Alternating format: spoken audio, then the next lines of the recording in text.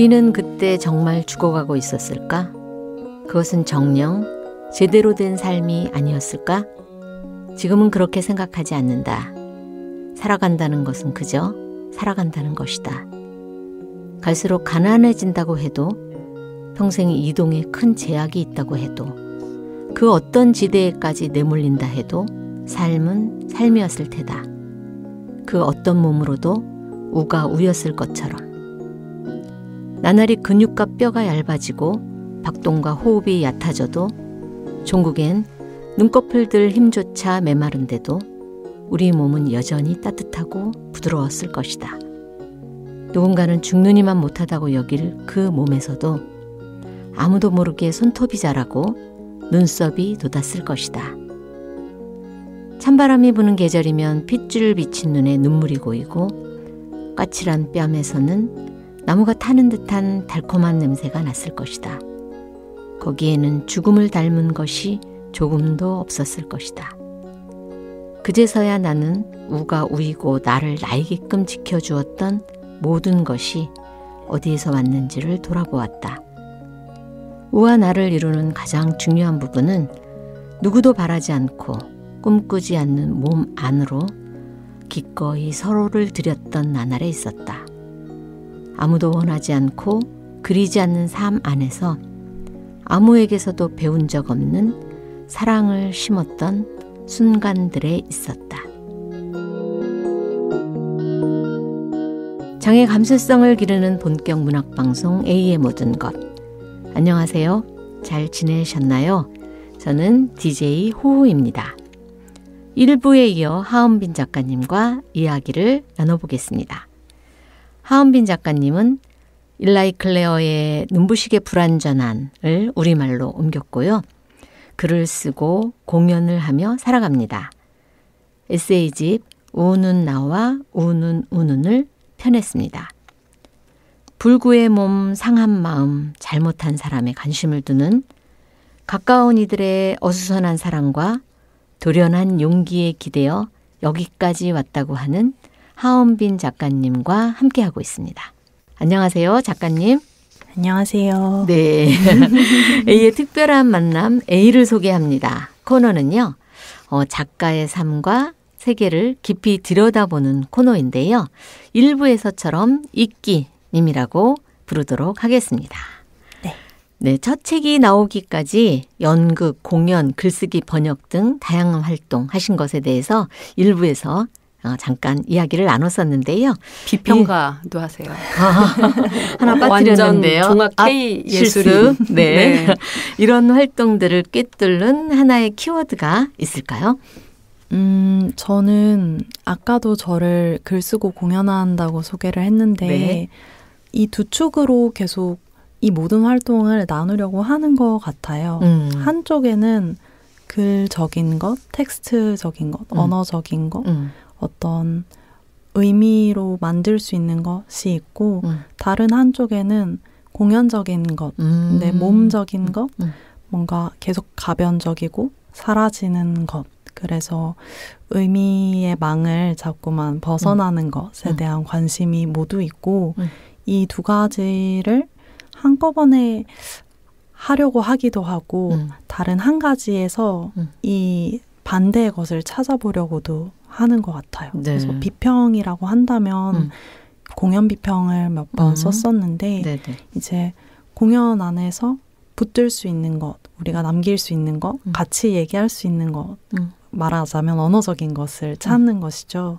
그리고 또 뭔가 언어적인 활동을 할 때는 제가 집필을 할 때에도 그렇게 하려고 노력을 많이 하였는데 머리만 남지 않게 말하자면 그러니까 이성이나 합리적인 것이나 우리가 논리로만 설명할 수가 없는 몸의 것, 어떤 감각이나 감정이나 이런 것들, 그러니까 언어 안에서 몸을 좀 찾으려는 시도들, 이런 것들을 했던 것 같아요. 네. 그러니까 좀 정리를 하자면 이 모든 산발적인 활동들을 글쓰기 내지는 공연하기의 두 활동으로 좀 묶을 수 있는 것 같고 이 두 가지를 좀 교차시키거나 이제 서로에게서 서로를 좀 찾으려고 하는 그런 성향이 제게 있는 것 같아요. 네. 그걸 키워드로 말하자면? 키워드로 말하자면 저는 이러한 저의 성향이 저희 전공에서 영향을 받았다고 생각해요. 미학이라는 전공을 이제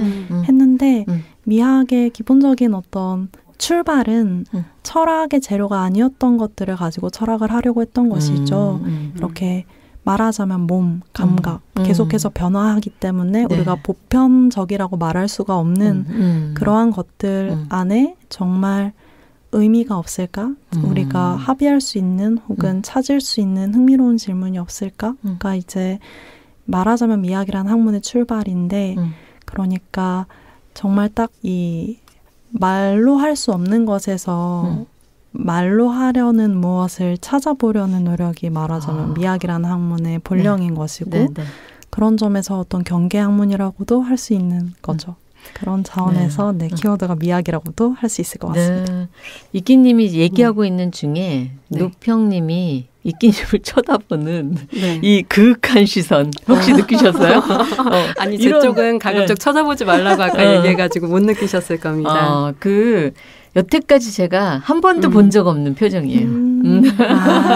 제가 어머님한테 안 써드렸나요? 네, 그런 표정? 네, 전혀 아니었습니다. 이 뭐라고 표현해야 되나 정말 경애하는 경애라는 표현을 제가 많이 쓰는데 오늘 제가 평론가님 앞에서 말을 하려니까 좀 떨리네요. 아 정말요? 네, 전혀 떨리지 않으셔도 될 것 같아요. 지금 저는 되게 지금 고차원적인 언어로 막 설명을 해줬는데 조금 형이하학적인 단어로 제가 키워드를 생각해 보자면 저는 끝말잇기 정말 이 책에 나와 있는 설명 중에 하나가 바로 끝말잇기라는 키워드잖아요. 네, 그래서 끝말잇기라는 게 단어의 마지막 글자로 시작하는 단어를 계속 이어가는 언어 놀이잖아요. 그래서 각 예술을 수행하는 과정과 그것의 끝이 다른 예술의 시작으로 계속 연쇄적으로 이끼님을 견인하지 않았을까 뭐 그런 생각이 들고요. 이런 끝말잇기는 뭐 예술을 통한 끝나지 않은 애도를 또 상징하는 것 같아요. 우울증에 빠지지 않기 위해서 애도는 해야 되는 것이지만 애도를 하는 순간 사랑이 종식될까 봐 우리는 애도의 불가능성에 대해서 계속 이야기를 하게 그렇죠. 되잖아요. 네. 그래서 애도라는 건 어쩌면 끝말잇기 같은 게 아닐까라는 생각을 이 키워드를 통해서 좀 하게 됐어요. 네. 잠시 쉴 수도 있고 다시 시작할 수도 있고 느슨하게 끝말잇기는 순환하면서 봐줘가면서 할 수도 있고 그리고 가차없이 난이도 높게끔 할 수도 있잖아요. 그래서 연속되는 삶에서 의미를 얻고 또 불연속 되는 삶 속에서 숨통을 틔우면서 살아야 하는 인간의 모순 같은 것들을 잘 보여주는 인생의 회전목마가 이런 끝말잇기가 아닌가 하는 생각이 들었어요. 형이학 맞아요? 끝말잇기 아이들의 놀이니까. 저는 이끼님 말씀 들으면서 말이 아닐까 언어. 하나의 말은 텍스트화된 언어이고 하나는 몸의 언어이고 네, 그렇게 생각했거든요. 너무 단순화시켰죠. 아니요. 두 분의 말씀도 너무 네. 지금 감동하고 제가 형이학이에요. 네, 그럼 지금부터 내기예요. 그렇게 할 수 있나. 형이학적인가? 네. 네. 일라이 클레어의 눈부시게 불완전한 네. 이 책은 우리 팟캐스트에서도 소개했었어요. 네네. 네. 부제가 극복과 치유 너머의 장애 정치. 맞습니다. 네, 저는 이 부제가 정말 마음에 들었어요. 저처럼 이분법에 길들여진 사람은 예를 들면 극복도 아니고 치유도 아닌 이렇게 말을 쓸 것 같아요. 네. 네, 근데 그것을 너머의 장애 정치 이렇게 표현한 것이 굉장히 적절하고 딱 와닿는다라는 생각을 했고요. 네, 이 책을 번역하게 된 계기가 있을까요? 사실 이 책은 저의 동료 작가 중에 하미나라는 작가가 있는데 네. 그 친구가 먼저 읽고 이 책을 국내에 소개하고 싶다라는 이제 SNS에 글을 올렸었어요. 네. 그러고 나서 저에게 혹시 해볼 생각이 있느냐고 물어봤었거든요. 당시 미나는 제가 이런 당사자적인 공모 형식을 띄웠지만 어쨌든 네. 낙하산으로 쓰게 된 건가요? 형이학적이에요. 공부를 했다기보다는 이 책이 번역되면 좋겠다 정도 이제 트윗을 한 것인데 이후에 저한테 물어보아서 그때 당시에 저는 들어오는 일은 다 해보자 이런 어떤 도전의 마음이 있었어요. 혹시 본인을 굉장히 괴롭혔던 순간 아니에요? 나중에 정말 이 순간을 좀 후회하기도 했습니다. 왜냐하면 너무 그러기 어렵잖아요. 들어온 일을 다 하기가. 맞아요. 그리고 특히 번역은 제가 몰랐던 거죠. 얼마나 어렵고 그렇죠. 책임감이 요구되는 일인지.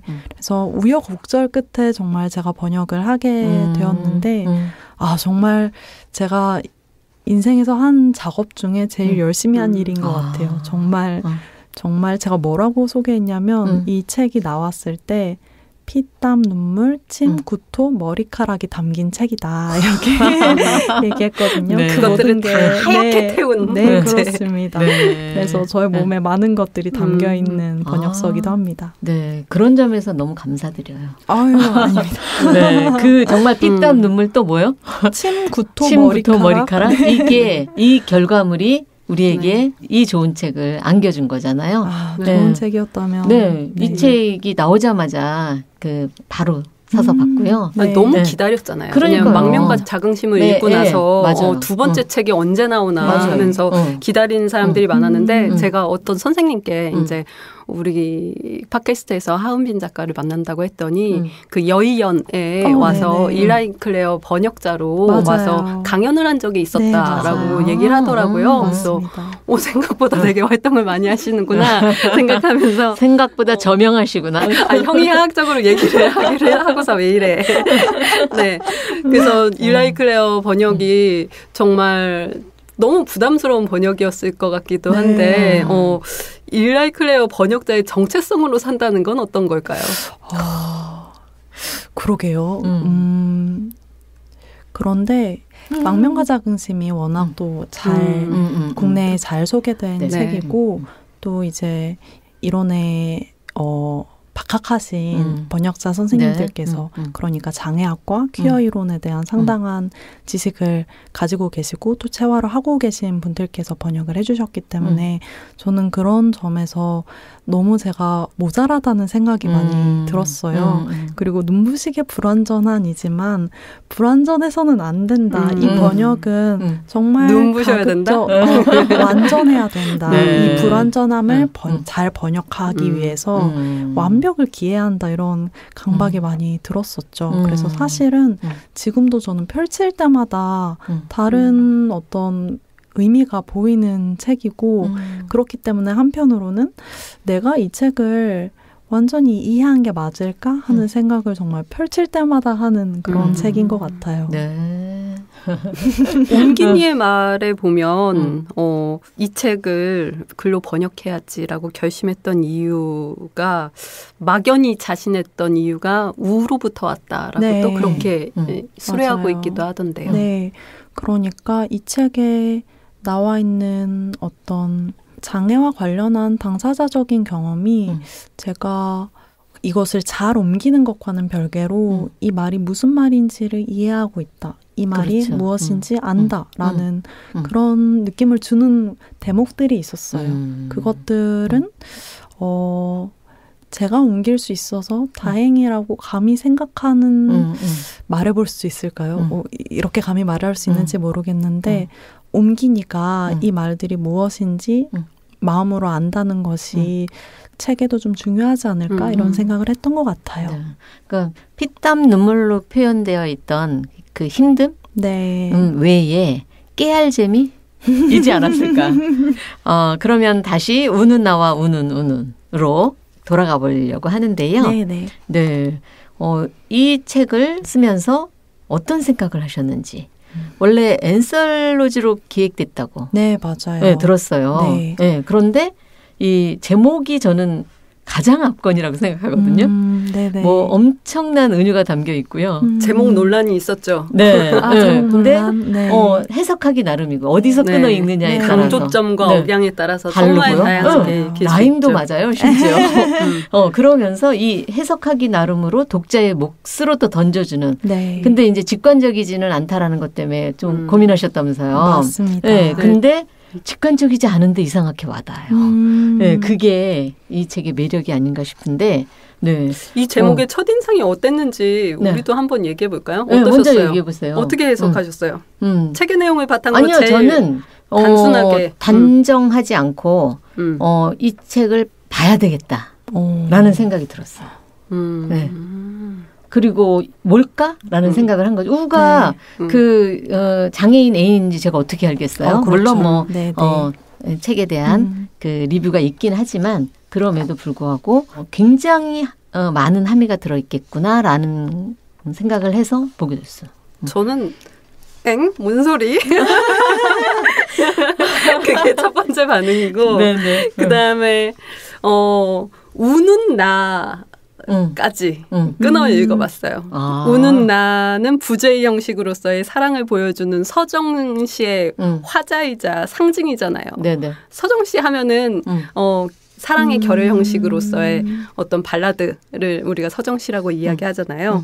그래서 우는 나와 공동격 조사 와로 연결되어 있는 우라는 인물이 동일한 행동을 하면서 우는 모습을 이제 제목으로 했다라는 게 그냥 단순한 해석인 것 같고 또 아무 생각 없이 쉽게 읽어보자면 우는 나와 특별한 주어 없이 주체 없이 운다라는 동사의 반복이 있잖아요.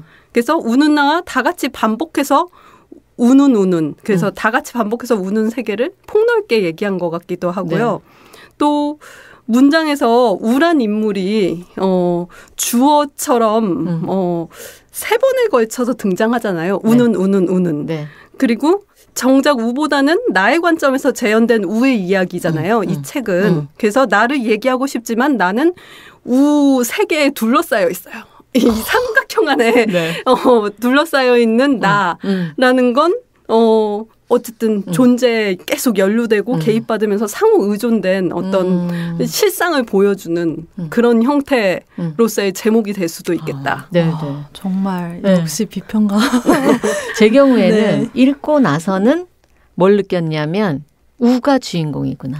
근데 이제 우리 장애인 당사자들의 경우 비장애인이 당사자 이야기를 할 때 제일 우려하는 게 이제 타자화잖아요. 그렇죠. 타자화되어 있지 않다. 라는 걸 느꼈어요. 타자화하지 않으려고 안간힘을 쓰고 있는데도 우가 3번 나오잖아요. 제목부터. 그런데 주인공으로 나는 오히려 뒤로 빠지고 그 어딘가에서 그 우가 후경화되어 있다라고 표현하셨는데 그렇지가 않아서 점점 그 책 속으로 빠져들었던 것 같아요. 사실 해주신 얘기들이 다 제목을 지으면서 어떤 나누었던 편집자님과 나누었던 대화에 이제 다 들어있는 것 같고요. 처음에는 울고 있는 나와 울고 있는 우는의 의미에서 우는 나와 우는으로 출발을 했던 것 같고 그런데 이제 노평님께서 잘 말씀해 주신 것처럼 우는이라는 주어에 둘러싸여 있어야만 비로소 가능한 나의 이야기가 있는 거죠. 그렇다고 해서 우는이라는 문장을 완성하지는 못해요. 왜냐하면 저는 옆에 있는 사람이기 때문에 그리고 이 사랑은 지속되지 않았기 때문에 우에 대한 발화나 우에 대한 증언이 계속 불가능한 것이죠. 그렇지만 그렇다고 해서 우는이라는 말을 마치거나 또 포기할 수도 없이 다시 우는 하고 반복을 하게 되는 이 책의 어떤 전반적인 반복과 중언부언 어떤 망설임과 뒤돌아봄을 이 제목만큼 좀 잘 보여주는 제목이 없는 것 같아서 처음부터 우는 나와 우는이라는 제목을 유지를 했었는데 이제 이것을 가지고 정말 책 제목으로 갈 것인지는 이제 오랜 논의가 있었습니다. 그렇죠. 최종 승인될 때까지 정말 긴 기간이 걸렸을 것 같아요. 맞아요. 어떤 그 유튜브인가 거기서 봤더니 어떤 사람은 또 이렇게 해석하더라고요. 우는 나와. 전 그렇게 느껴져요. 아 진짜? 네. 그래서 우가 주인공이라는. 우는 나와 함께 있으면서 울고 있는 우 이렇게 해석돼요. 나오다 동사. 그거 말고. 경상도 이거 말고 이제 그래서 오신 패널분께서 그렇게 해석을 해주셨어요. 노평님과 카톡을 잠깐 한 적이 있었는데 이 작품과 관련해서 우셨다고 하더라고요. 네. 그래서 제가 뭐라고 얘기했냐면 전혀 심파적이지 않은데 울릴 수 있는 글을 쓰다니 정말 경이롭다. 네, 너무 감사합니다. 그렇게 표현했고요. 저는 그런 작품들을 읽는 것으로 굉장히 행복하고 그런 글을 읽을 자격이 있는 사람만으로도 행복하다. 아이고. 이렇게 얘기했어요. 저는 솔직히 말하면 기진맥진했어요. 이 책을 읽으면서. 정말 집요하게 감정선을 따라가면서 몰입하면서 읽게 되는 글이어서 에너지를 정말 많이 쓰면서 읽게 되더라고요. 네. 그건 맞아요. 그래서 누군가에게 저를 맞추던 마음들이 생각나서 그래서 눈물이 많이 났었던 것 같고 그리고 힘든 꿈을 꾸다가 가위 눌린 것 같은 그런 기분도 들고 그래서 MBTI가 내가 NF가 맞구나 이런 생각을 하면서 읽었습니다. 네, 그래서 궁금한 게 장애 서사가 보통 이제 심파적으로 받아들여지잖아요. 네, 나는 그렇게 쓰지 않아도 그렇게 해석하는 사람들이 대다수예요. 그런데 심파적으로 받아들여지게 하지 않으려고 나름대로 구사한 글쓰기 전략이 있을까요? 글쓰기 전략.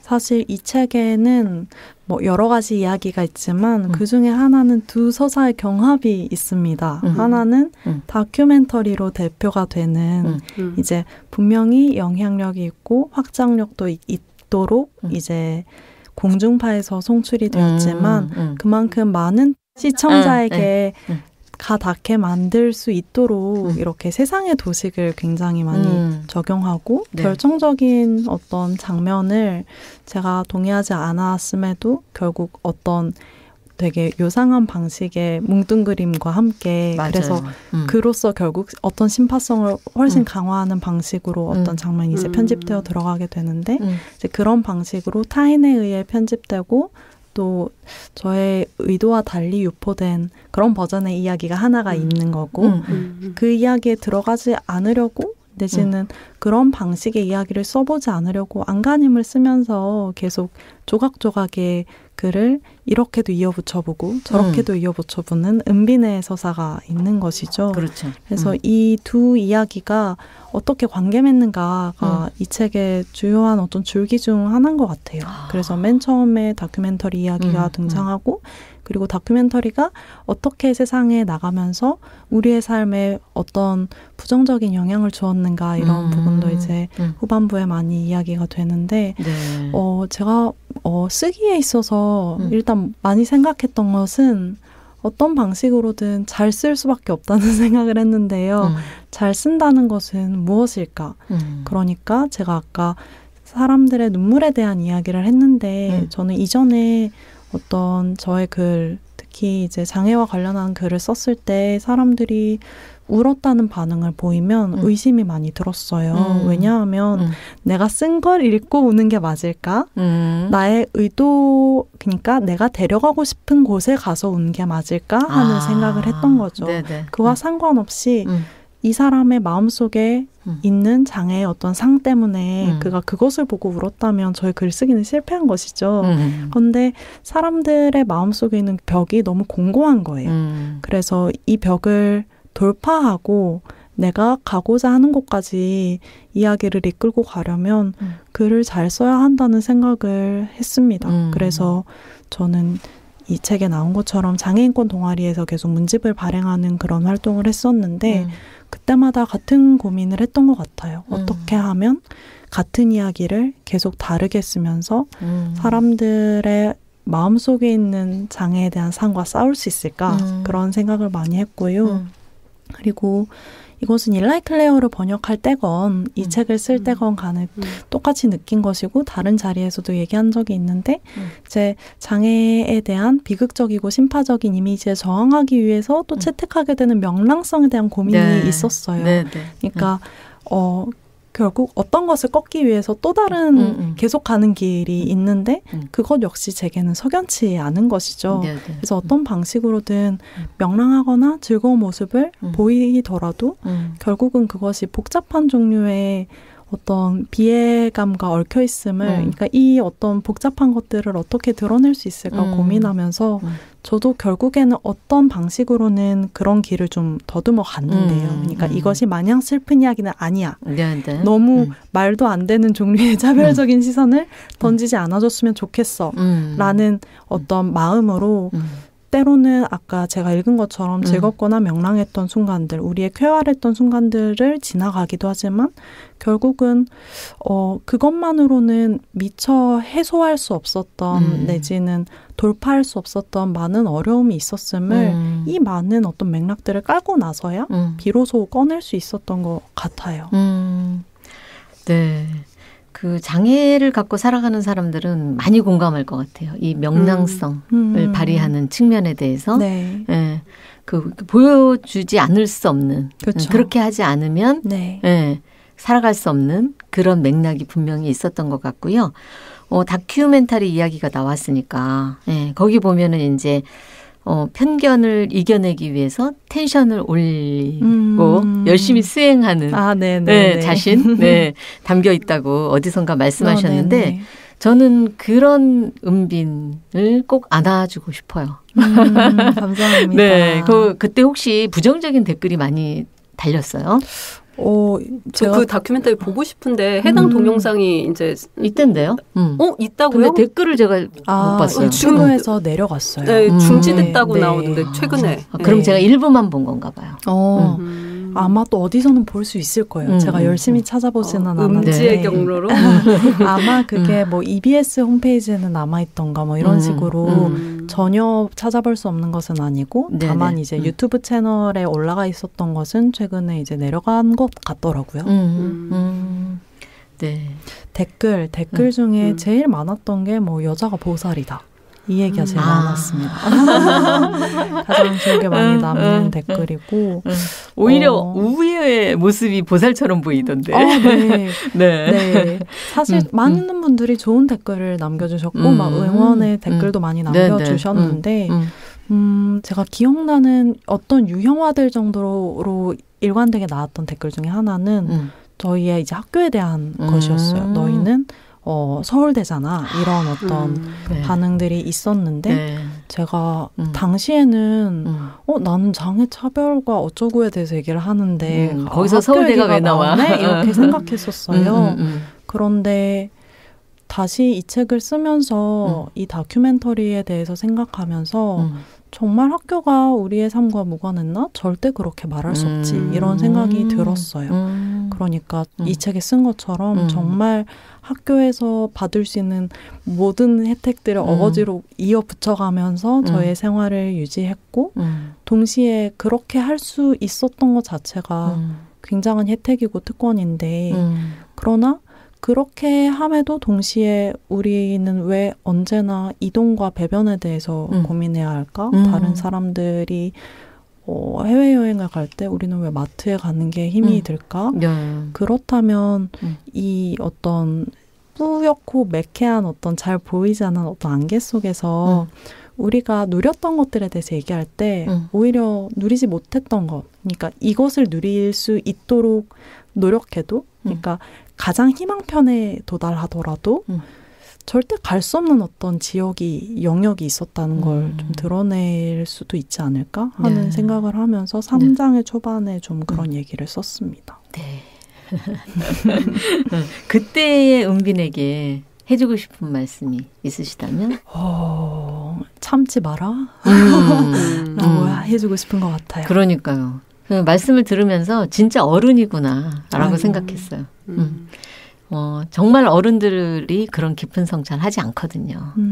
근데 어린 나이에 너무 일찍 어른이 된, 뭐 제가 보기엔 어리지만 본인은 또 어리다고 생각하지 않으시겠죠? 아이고, 네. 저는 어리죠. 네. 근데 진짜 어른이다. 저는 이 책을 읽으면서, 우리가 이제 어쨌든 변재현 씨도 만나고 김지우 씨도 만나고 이제 그리고 김원영 씨는 뭐 보지는 못했지만 다른 통로로 또 연락을 했었고 뭐 그런데 대한민국 장애운동사에서의 이런 활동들이 나중에 정말 너무 기록적인 가치를 갖게 되지 않을까 그런 생각을 했어요.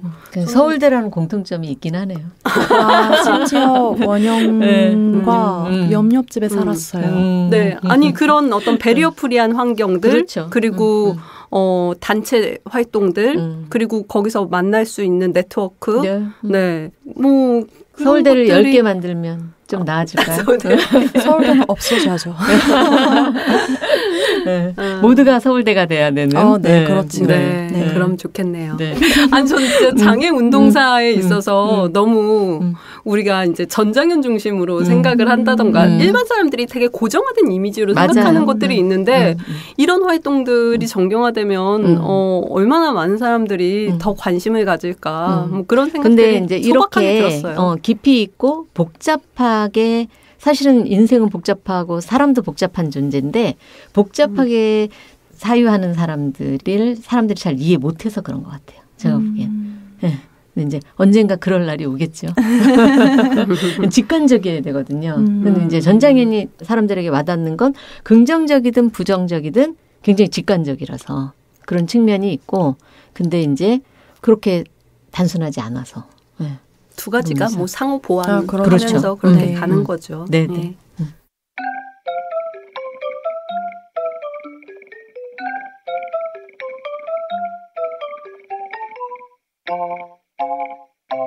자, 다음 코너는 A의 사사로운 문학생활인데요.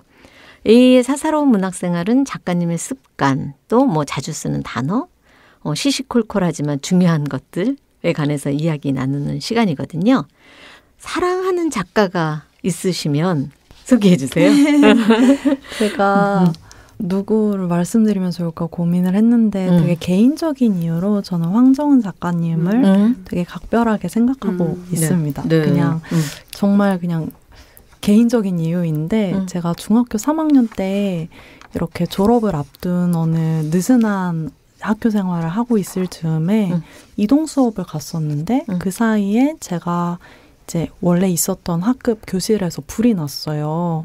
그래가지고 제가 맨 앞자리였는데 교탁에 있는 모니터에 이제 누전이 발생해서 이제 터진 거였어요. 그래서 제 책상 위에 있던 것들이 타버렸거든요. 당시에 제 일기장이 그래서 타버렸는데요. 아이고야. 1년 동안 쓴 일기장이. 근데 제가 이동 수업 직전에 일기장은 왠지 그냥 책상에 올려놓고 같이 있던 그 황정은 작가님의 책은 당시 첫 단편집인 7시 32분 코끼리 열차라는 책인데 그것은 이렇게 가방 속에 넣고 이동을 한 거예요. 그래서 그 책만 제 소지품 중에서 살아남았거든요. 그때 왠지 내가 쓰는 모든 것보다 이 작가님의 글이 더 중요한 게 아닐까? 그런 무의식적으로. 예감을 왠지 받았고 그 이후에 제가 막 성실한 독자가 전혀 아니긴 한데 근데 황정은 작가님의 책들은 거의 다 따라서 읽었어요. 그리고 은연중에 좀 영향을 받았다고 생각하는 것들이 있는데요. 제가 되게 좋아하는 작가님의 어떤 이야기가 있는데 그 이야기가 한 4번에 걸쳐서 계속 다시 쓰이거든요. 제가 좀 찾아왔는데 그 디디의 우산. 네, 맞아요. 디디의 우산이라고 시작된 단편에서 엄청 개작했잖아요. 맞아요. 그리고 웃는 남자라는 단편이 되고 또 웃는 남자라는 중편이 되고 그다음에 다시 디디의 우산의 D라는 소설로 발전을 하는데 제가 그렇게 발전하는 것을 따라가면서 같은 이야기를 계속 다시 쓸 수 있구나. 그 버전의 판본이 그때 가장 진실할 때까지 계속해서 다시 쓸 수 있구나 이런 생각을 하였고 그 소설에서 이제 사랑하는 이를 잃어버린 화자가 처음에는 방 안에 들어가서 그 방 안에서 나오지 않고 끝나요.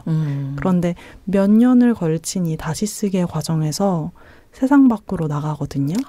그 변화를 이끌어내는 쓰기의 진한함이 제게 좀 마음에 남았던 것 같고 이 책을 쓸 때도 제가 이렇게 명문화된 문장으로 생각하진 않았지만 뭐랄까 계속 그때 그때 그 시간의 진실이 다른 시간의 진실과 충돌할지라도 이것을 계속 다시 쓰고 다시 시작시키면서 이 책을 끝까지 써보고 싶다는 마음을 가졌었는데 약간 좀 이런 어떤 쓰기를 읽었던 경험이 되게 영향을 주지 않았나 싶습니다. 네.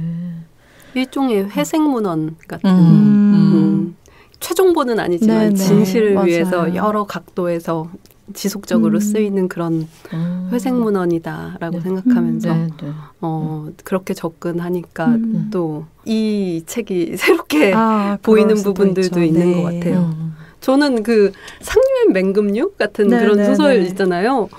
되게 문체가 비슷하다고 생각했어요. 네, 영광입니다. 그래서 그 가족의 이야기 같은 것들을 묘사하는 거나 그리고 되게 소설적인 것들 있잖아요. 뭐였지? 동의 얘기, 동의 얘기. 맞아요. 네, 그 동의 시점으로 쓴 그 작품 같은 경우 너무 박진감이 느껴지고 우리가 소위 PTSD가 온다고 하는 그런 멘붕 상황을 내가 직접 경험한 것 같은 그런 소설적 몰입감 같은 게 있잖아요. 그래서 다음에 소설을 써보시면 너무 좋을 것 같다는 생각을 했었어요. 그런 얘기를 종종 듣는데 저는 아직까지 이 픽션의 세계로 넘어가 볼 엄두를 잘 못 내는 것 같아요. 고민하고 있습니다. 그것도 모자이크처럼 또 이렇게 맞아요. 개작을 계속 하시다 보면 되지 않을까. 그럴 수도 있죠.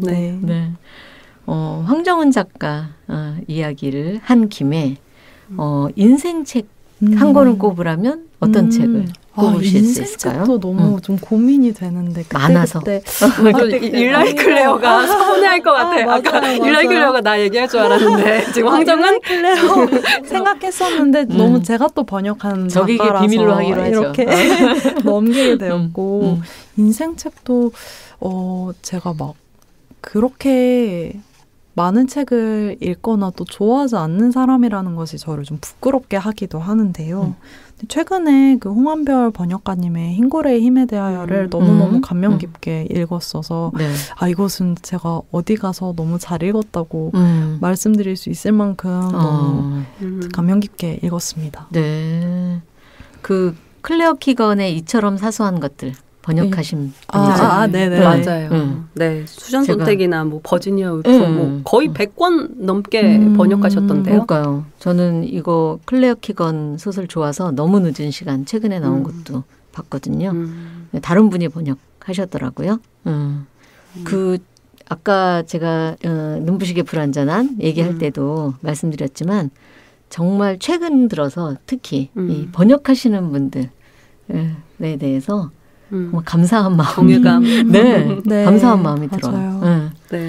이런 진짜 아름다운 문장을 원본을 제가 못 봐서 모르지만 원문보다 더 아름답게 우리말로 옮겨주시는 분들이 계셔서 거저 호사를 누리고 있지 않나라는 생각이 드네요. 그래서 흰고래의 힘에 대하여는 사실 번역의 필연적인 이제 실패에 대해서 너무나 면밀하게 써주고 계신데요. 그러니까 흰 고래를 그리려고 했는데 점점 그림이 검어지는 것이죠. 쓰면 쓸수록 혹은 그리면 그릴수록 사실 그 흰 고래의 흰색과 정반대로 가게 되는 그것이 번역의 일이다. 번역가들의 운명이다. 그렇죠.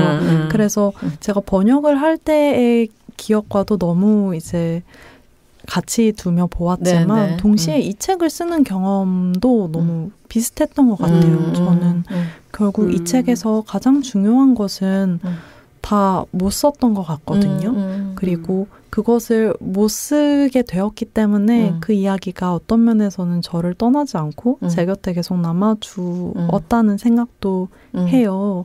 그러니까 어떤 거는 언어로 재현이 안 됨으로써 나를 떠나지 않는구나 이런 생각을 했는데 그렇다면 그것은 비단 실패이기만 할까? 이런 생각을 하기도 하고요. 그런 어떤 고민들이 약간 마치 흰고래를 검은 선으로 그리는 것 같은 그런 느낌과 너무 유사했어서 기억에 남습니다. 그런 운명과의 싸움 때문에 우리가 책의 형태로 완전히 꿀맛을 느끼고 있는 거 아닌가. 번역도 하시지만 비평도 하시잖아요. 근데 그러니까요. 비평 행위도 번역이랑 뭐 그래요? 다르지 않은 것 같아요. 분석하고 해부하고 네. 막 의미를 고정하려고 하다가도 계속 배신당하고 실패하고 그렇죠. 뭐 그런 작업이 네. 비평이잖아요. 그래서 타자의 언어와 나의 언어가 이제 포개어지는 지점을 계속 찾는 건데 그 안에서 이제 그래도 잠깐 뭔가 이렇게 무늬와 흔적 같은 것들이 생기면 그것으로서 조금 위안을 삼는 그런 작업이 또 비평이기도 하니까. 눈부시게 불완전한 작업. 맞아요. 네. 네. 네. 그러면 이제 마무리 차원에서 이끼님만의 글쓰기 루틴? 뭐 예를 들면 어디에서 글 쓰면 글이 잘 써지더라. 네. 또는 뭐 글 쓰기 전에 나는 이런 행동을 한다라는 게 있으시면 말씀해 주세요. 루틴이라는 게 계속하는 일이잖아요. 네. 최근에 계속하는 일이 무엇이냐라는 질문을 받았었는데 제가 거기에 대한 답변으로 계속 시작하는 것을 계속하는 것 같다. 그런 얘기를 했거든요. 그러니까 저의 어떤 이런 뭐 기질적인 것일 수도 있고 병증인 것일 수도 있는데 이런 너무나 산만한 저의 특성이 계속 뭔가 계획을 세우고 어떤 것들을 실행했다가 결국 어그러져서 다 이 빠그러진 거를 다시 재건하는 과정을 계속하고 있는 거예요. 그래서 제가 늘 오전에 일어나서 뭔가를 하는 거. 뭐 예를 들어서 오전 8시에 오는 카페에 집 앞에 카페에 오전 8시에 가는 거. 네. 그런 것들을 계속 시도하는데 노동자들 힘들어. 네. 8월에만도 거의 한 달 정도 이것을 했지만 결국 이제 다시 흐지부지 되고 말았는데 이것을 제가 계속 다시 한다는 것이 저의 루틴인 것 같아요. 네. 루틴을 계속 짜는 거. 네. 네. 시작을 시작하시는 네, 루틴. 맞습니다. 네. 앞으로도 계속 하셔야 될 것 같은데요. 그러게요. 네. 뭐 작심삼일 계속한다고 하잖아요. 작가에게는 고통스러울 수 있는데 네. 네. 그 결과물들을 독자들은 누릴 수 있으니까요. 네. 묘평님. 네. 네. 이런 말씀도 하셨어요. 저도 진한 사랑을 네. 이렇게 애도하고 싶네요. 라고 말씀하셨어요. 아, 제가요? 네. 네. 마지막으로, 네. 하은빈 작가님에게 뭐, 헌사라고 할까? 하시고 싶은 말씀이 있으실 것 같아요. 저는 어쨌든 자전적 이야기를 쓴다는 거는 독자들과 진실의 규약 같은 것들을 맺은 후에 계속 이게 진실일까? 이게 재현의 윤리에 맞을까? 내 입장에서 자기동의성 안에서 사유하는 게 아닐까? 이런 것들을 계속 검증하면서 나를 닥달하고 자책하고 뭐 그렇게 들여다보는 작업이잖아요. 근데 저도 되게 비슷한 작업들을 예전에 이제 사랑의 실패를 실패라고 생각했던 지금은 오롯이 실패라고 생각하지는 않는 네. 뭐 그런 어떤 저의 인생의 최초의 장면이라는 것이 있는데 그 장면 속에서 되게 몸이 아팠던 경험이 있어요. 그래서 원인불명열을 이제 오래 앓고 세브란스 병원에 막 저도 이제 오래 입원을 하고 막 그런 과정들이 있어서 되게 몰입을 해서 읽었었는데 그 얘기를 제가 나의 자전서사로 한번 써봐야 되겠다라고 생각을 했는데 네. 그 생각을 하고 나니까 몸이 너무 아픈 거예요. 그러면서 몸이 기억하는 거예요. 뭔가 이렇게 바닥에 가라앉았던 흙탕물이 다 일어나서 진짜 제가 있는 수조 안이 너무 탁해지는 듯한 느낌? 사실은 인위적으로 가라앉힌 거겠죠? 네, 그래서 너무 그게 이제 고통스럽더라고요. 네. 그래서 그 시간 동안 또 계속 아팠어요. 그 마음을 다시 글로 써볼까 하는 생각부터 계속 아팠어요. 그래서 어떻게 하면 이렇게 내 안에 유실물들을 끌어내서 기록할 마음을 먹게 되었는지 그리고 그걸 어떻게 거리두기를 하면서 그렇죠. 거리두기가 중요할 것 같아요. 나를 잘 지켰는지 이게 저는 이제 개인적으로는 참 궁금했어요.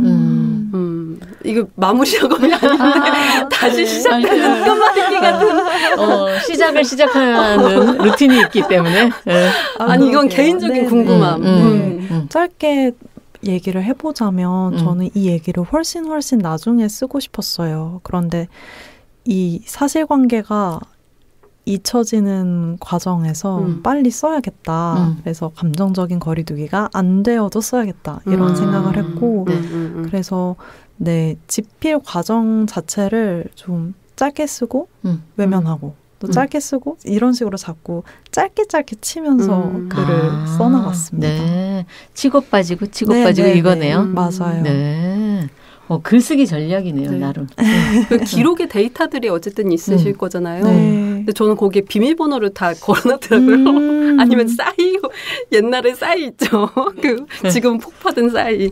거기에 어쨌든 남아있어서 좀 아쉽습니다. 어쨌든 방금 말씀하신 전략을 제가 너무 잘 네. 마음속에 새기고 한번 언젠가는 도전을 해보도록 하겠습니다. 네. 뭐 마지막으로 뭐 배우고 싶다는 말씀이셨던 네, 거죠? 네, 헌사를 하자면 뭐 진짜 책을 읽고 나서 제가 여러 사람에게 정말 추천을 했어요. 그래서 문장이 굉장히 흡입력 있고 아름다워서 제가 이런 책을 읽으려고 A의 모든 것을 하고 있구나 생각할 만큼 네. 기진맥진할 만큼 몰입해서 읽었는데요. 저도 화해하지 못하고 꿈속에서만 마주치는 그런 과거가 있는데 그런 시간들을 포용하고 토닥여주면서 지난 시간과 진정으로 연대를 하는 현재를 살아야 되겠다. 그것을 글쓰기 작업으로 잘 이어나가야 되겠다. 이런 생각을 하게 됩니다. 어머, 나 슬퍼져. 네. 와, 어마어마한 헌사가 있었습니다. 네. 오늘의 초대 손님 하은빈 작가님. 네. 더 붙잡고 싶지만 이제 마칠 시간이 되었어요. A의 모든 것에 출연해 주셔서 감사드리고요. 네, A의 모든 것에 출연한 소감 또 네. 끝인사 부탁드릴게요.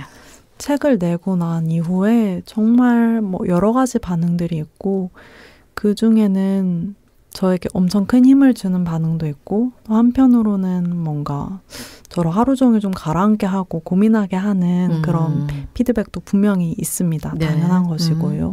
그런 어떤 사이에서 저도 꽤 약해질 때가 있는데 오늘 이 자리에서 이야기를 나누면서 그래도 제가 너무 가치 없는 것을 쓰진 않았구나. 뭔가 어딘가에서 누군가와 함께 있을 수도 있는 그런 이야기를 썼을지도 모른다 이런 생각이 들어서 기뻤습니다. 네, 혹시 또 부정적인 평가를 하시는 분이 있으면 저희를 기억해 주세요. 네, 감사합니다. 꼭 기억할게요. 많지 네. 않을 거라고 저는 확신하는데 그럼에도 불구하고 뭐 사람은 또 다를 수 있기 때문에 네, 저희가 곁에 있다는 것을 꼭 기억해 주시기 바랍니다. 곁에 있어 주셔서 감사합니다. 네. 그러면 하은빈 작가님 네, 보내드리도록 하고요. 오늘 뽀송뽀송하게 하려고 했는데 나만 축축해져 버렸어. 제가 괜히 가세요. 헌사를 부탁드려가지고 촉촉하게 만들었습니다. 네. 다음 방송을 소개하면서 마무리하려고 하는데요. A의 모든 것 시즌6는 매월 둘째 주, 셋째 주 수요일에 공개됩니다. 다음에 만날 주인공은 소설 나의 어린 어둠을 펴낸 조승리 작가입니다. 많은 기대 부탁드릴게요. A의 모든 것을 아끼고 사랑해 주시는 모든 분들에게 감사드립니다. A의 모든 것은 장애 감수성을 기르는 본격 문학방송입니다. 장애인 작가와 장애 문학을 소개하고 우리 곁에 있는 예술가들의 이야기를 생생히 전하겠습니다. 감사합니다. 저는 DJ 호호 김효진이었습니다. 저는 노평 노지영이었습니다.